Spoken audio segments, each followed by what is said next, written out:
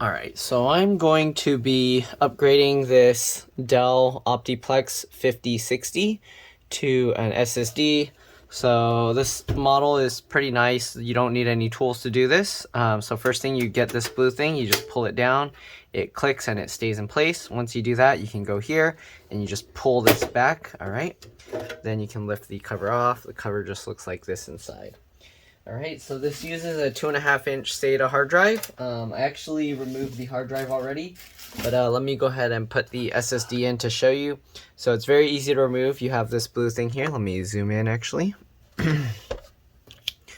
Alright, so you have this. What you do is you push this in and then you can lift this whole tray out.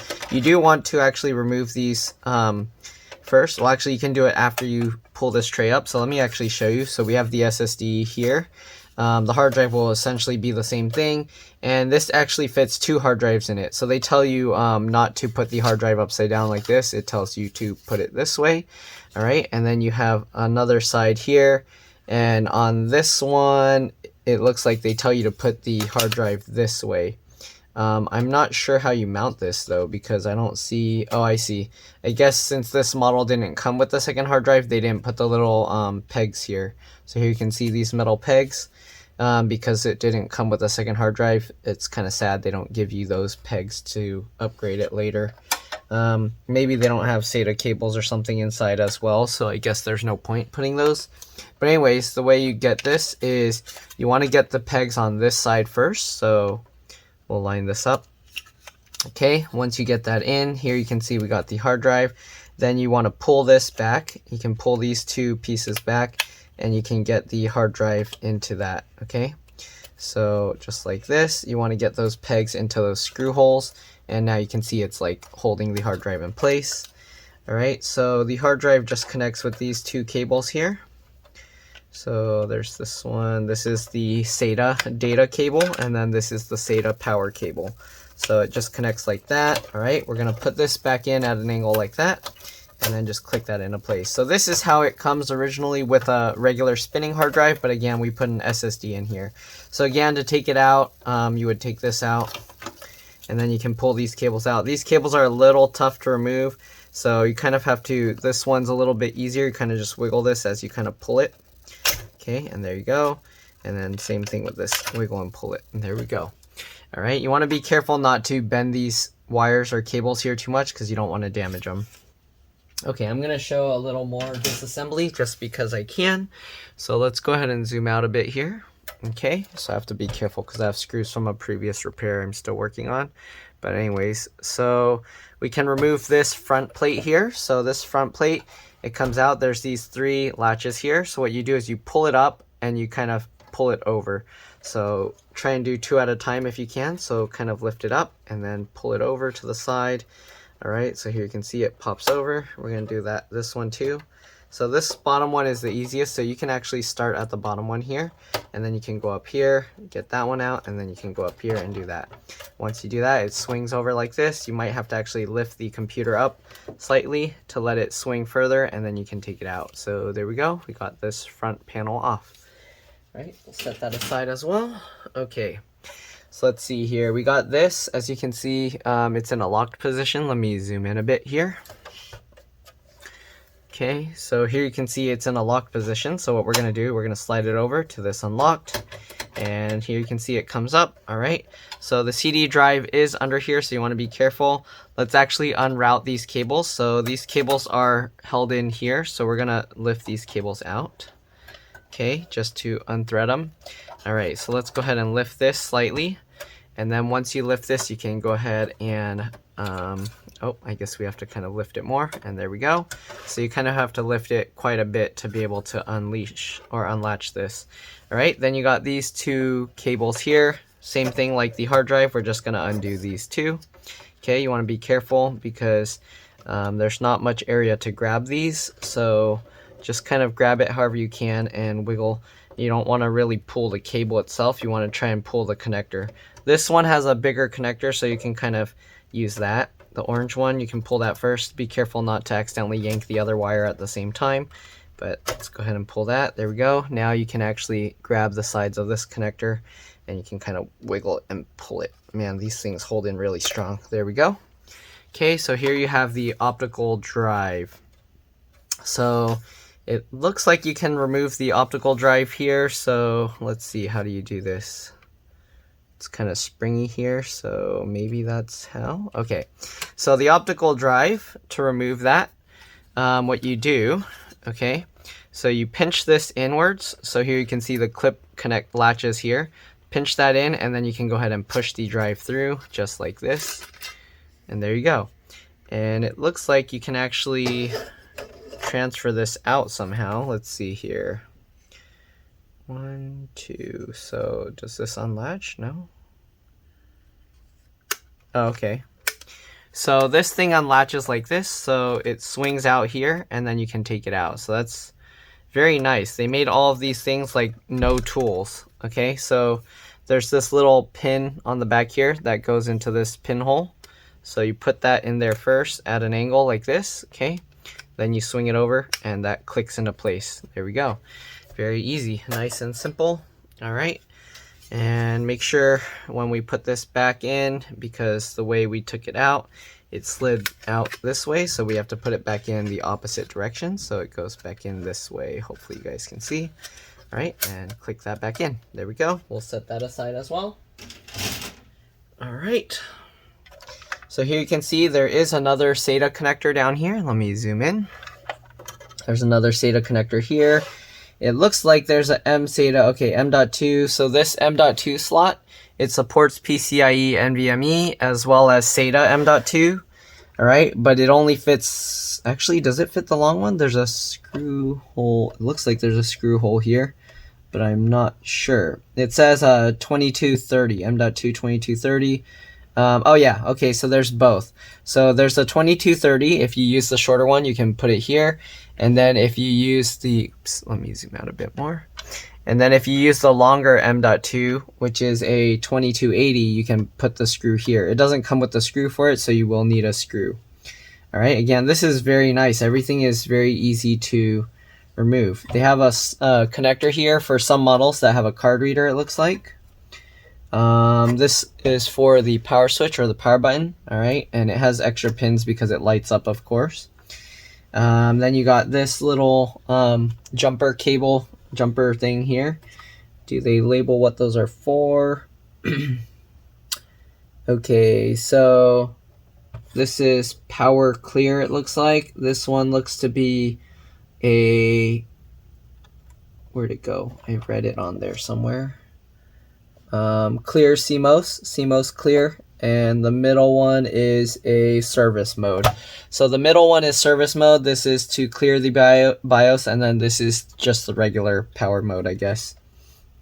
Okay, again, you can add another SATA connector here, but the only problem is they only have one SATA power cable. So I don't know if this provides enough. Oops, let me zoom out. Okay, let's zoom out some more. So I don't know if this one cable coming from this board is enough to power the SATA hard drive as well as the CD drive and another one. If it is, you can actually get a splitter and split this into two SATA connectors, but I'm not too sure. If you're using both SSDs, you'll probably be okay. Spinning drive uses a little bit more power, so maybe not. But yeah, there's another port here. You can add two hard drives, two 2.5-inch drives. If not, you can always add a M.2 PCIe NVMe. Those are much faster. And then you can actually clone that from the hard drive to the NVMe drive there. Okay, processors under here. I don't know if it's removable. It looks like it's on a removable thing, but I'm not going to mess with that. All right, there's a USB Type-C port thingy here, I think. It says Type-C there. Then you got some PCIe slots here. Okay, it has a slot for like a bigger card. If you wanted to add that, there's this. You just move that over, put the new card in, and then you can latch that back over. But it only works with those mini ones because this isn't a standard size desktop, okay? All right. Then you got the BIOS or CMOS battery down here. It's just standard. There's this little clip. You can pull it back and then pop that out. The power supply, you actually have to remove screws. So there's 3 screws on the back here holding the power supply. And then once you remove that, there's a little clip down here. I don't know if you can see it, that blue thing there. You push this down and then you can slide the power supply out. And it looks like they're not really making this power supply difficult to remove, so that's a good design. It's very easy to remove. You just slide it out, and they have a model number here, but you want to match your model number just in case, okay? But they have that stuff there just in case you need it. I don't know if you can read that. Okay. Then you got the power, the motherboard power. You got the CPU power. These all go from the power supply. You got this connector here. This is like a case intrusion switch, so it knows that you opened or closed the case. And I think that's pretty much it. Okay, let's go ahead and reassemble this thing. Yeah, and this one is very nice. For the most part, you don't need any tools to get to everything. Oh, I forgot. Let's go over the RAM. So they're only using 1 stick of RAM in here, but there's 4 slots, so you could upgrade quite a bit. This is a PC42666V 8 gig stick. Make sure it's desktop RAM that you get. These longer sticks. Don't use the laptop RAM. Again, PC42666V, okay? So we're going to put this back in. If you are putting RAM, you do want to skip the first slot, so it actually goes into this white one first, okay? So it goes this one, and then it skips and goes to the next white slot. And then if you're putting 4, then you'll go back over, do that one, and then do the next one. And usually you want even amounts. If you put just one, like how it is, you only get single channel. It's not going to use dual channel. So it actually runs a little bit slower than if you were to put 2. You'd be better off having 2 4 gig sticks than 1 8 gig, but I guess they figured people would probably upgrade it. Yeah, so I guess that's why they did that, but they don't always do it that way. Alright, so let's go ahead and reconnect the CD drive here. So I'm going to untangle this stuff here. I made it all tangled up. Alright, there we go. Let's go ahead and plug this stuff back in. So we got this connector. Plug that back in. And plug this one back in. Alright, so we got those plugged in. Now we're going to put this back in. So there's this little hook that catches up here. So you do have to kind of, let me zoom out, put it at quite a steep angle. Then you can get those hooks in, and then you can go ahead and drop that down. Once you have that dropped down, make sure it's in all the way. Okay. Can't really see if it's in, but there we go. And then slide that over to the lock position, and then you can test it by trying to lift it up, and it should hold in place. Alright, then you want to get these cables hooked back over here. You don't have to, it's just like a little bit better cable management, but I mean, it's not like it hides them much. It doesn't really block anything, even if you left it off of this hook. But that's how they had it. So, alright, now we're going to get the SSD here, or the hard drive. Okay, so we're going to put it in at this angle here. If you want, you can plug these things in first. You don't have to put the hard drive in, but we'll just put the hard drive in first. So it goes like that. Okay, you get this side in first, and then click it down into place. You can test it by trying to pull it up, and it stays in, so we're good. Alright, hard drive, get that lined up. Make sure you have the connector facing the right way, and push that in.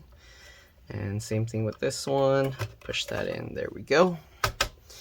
Alright, nice and easy.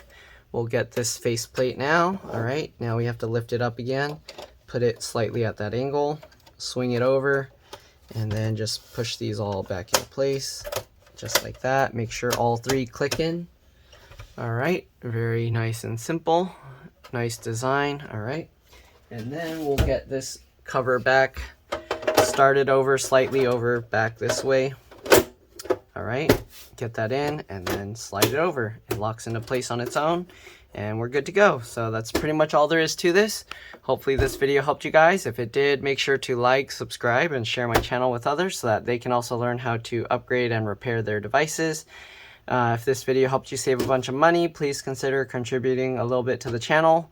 Every little bit helps. Even $1 is greatly appreciated and allows me to continue doing these videos for a living. Actually fix these computers for people for a living. I do this 24/7.